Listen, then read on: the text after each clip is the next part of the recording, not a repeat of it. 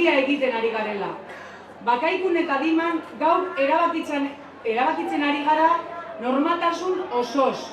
Eta argi eta garbi ikusten ari gara erabakia gauzatzeko ezinbesteko osagaia badugula. Herritarren borondatea. Demokraziarantz urrats bat gehiago egin dugu gaur. Erabakia demokrazia baita.